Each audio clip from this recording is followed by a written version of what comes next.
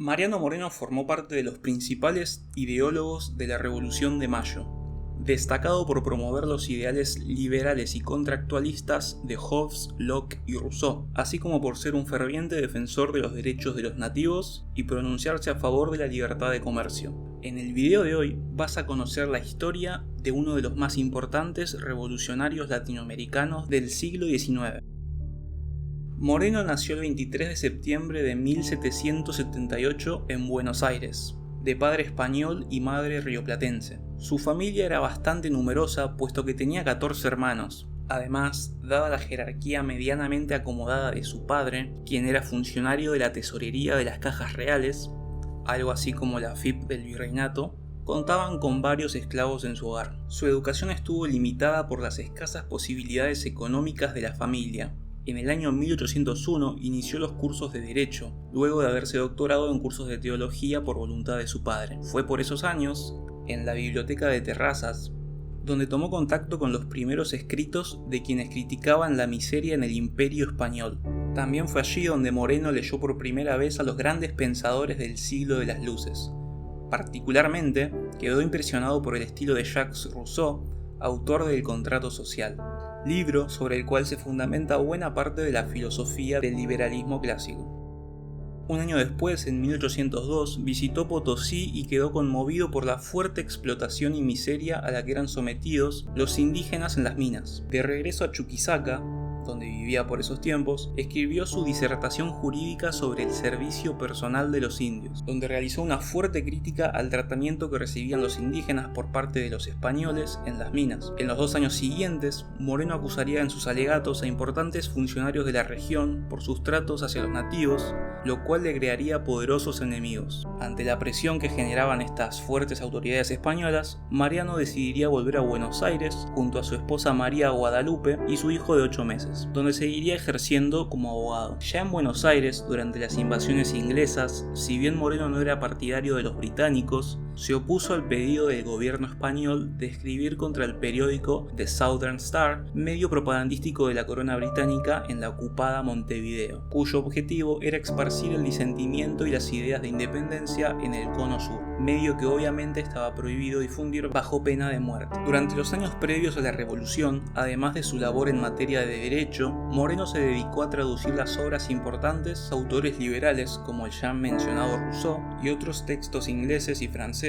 prohibidos de la época. Para el año 1809, con la llegada del gobierno del virrey Cisneros, comenzaron a surgir fuertes discusiones en torno al libre mercado por parte de dos grupos: los hacendados, que agrupaban a estancieros, agricultores y ganaderos, que reclamaban la apertura comercial para poder exportar sus productos, y los comerciantes, quienes se beneficiaban mediante el contrabando de las restricciones comerciales, ya que de esa forma podían cobrar por sus escasos productos ingleses precios elevadísimos. Fue por ese entonces que Mariano Moreno escribiría su informe en representación de los hacendados, que según la valoración de los historiadores fue el documento de economía política más completo de aquel entonces. Allí, además de una detallada descripción de la situación económica del virreinato del Río de la Plata, Moreno hace fuertes críticas al sistema comercial en aquel entonces vigente y solicita al virrey la reapertura del comercio con Inglaterra, cosa que logra parcialmente ya que Cisneros decide abrir de manera limitada la aduana, aunque se retracta el 19 de mayo de 1810, días antes de la revolución.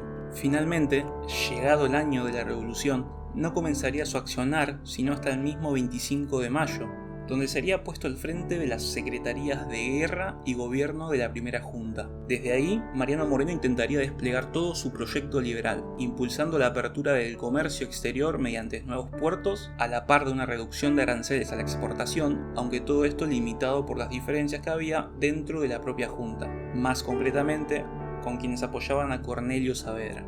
Inmediatamente después del alzamiento, los contrarrevolucionarios, liderados por Liniers, héroe de las invasiones inglesas, se alzaron en Córdoba para acabar con el primer gobierno patrio. Su levantamiento fue derrotado por el general Francisco Ortiz de Ocampo, quien, debido al pedido de la población cordobesa, optó por no fusilar a los prisioneros y llevarlos a Buenos Aires, cosa que puso muy nerviosa a la Junta, ya que temían que debido a su popularidad terminaran liberando a Liniers. Ante esto, Mariano Moreno le dio una orden muy clara a Castelli: interceptar el traslado y fusilar a todos los prisioneros en el acto, y si no, dijo Mariano Moreno, iba a ir él personalmente a hacerlo. Además, también expresaría con qué confianza encargamos grandes obras a hombres que se asustan de una ejecución, dejando entrever el carácter radical de la Revolución de Mayo. Frases como esta le valieron el adjetivo de jacobino, que para quien no lo sepa, fueron la facción más radical y sanguinaria de la Revolución Francesa. La verdad es que Moreno no era jacobino, no tenía ni de cerca los ideales que estos tenían. Lo cierto es que Moreno, al igual que el resto de quienes integraban la revolución, eran justamente eso, una revolución, personas que se alzaron en armas para liberarse de la tiranía monarquista, y cualquier paso en falso significaba el fusilamiento de todos ellos, así como lo fue en el caso de Santiago de Liniers. En los meses posteriores a Mayo se daría una lucha interna de poder entre Saavedra y Moreno, uno con una visión más conservadora y menos ambiciosa, y el otro con un proyecto de fuertes cambios sociales de la mano del liberalismo. Lucha que terminaría ganando Saavedra tras enviar a los morenistas al interior y poner diputados afines a él en la Junta, quitándole así toda influencia a Moreno, que quedó prácticamente solo. Así, Moreno se empezó a sentir amenazado por Saavedra, por lo que decide presentar su renuncia temiendo seriamente que lo quisieran matar. Su hermano, Manuel Moreno, escribió por aquella época que Mariano siempre iba acompañado de 2 pistolas en los bolsillos y varios amigos. Sin embargo, nunca lo escoltaban soldados. Aprovechando que por esa época la Junta estaba por enviar a alguien a Inglaterra para solicitar apoyo y realizar una compra de armamento, Moreno solicitó a Saavedra ir a él en persona,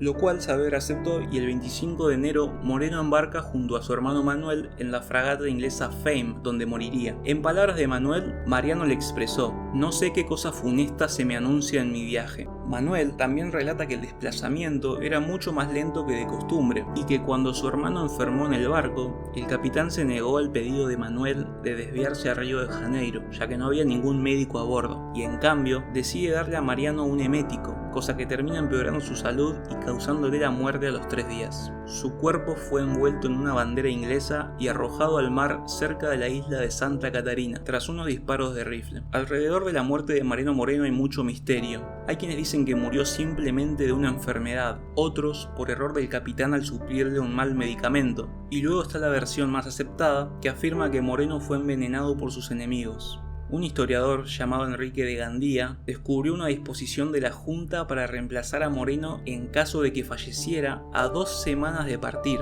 El hijo de Moreno, también comentó un historiador, un evento tétrico que vivió por aquella época. Su madre, María Guadalupe, había recibido un pequeño cofre días después de que Mariano zarpara rumbo a Inglaterra, que contenía un abanico negro y un pañuelo de luto, con una nota anónima que decía: "Pronto vas a tener que usarlo". ¿Vos qué pensás?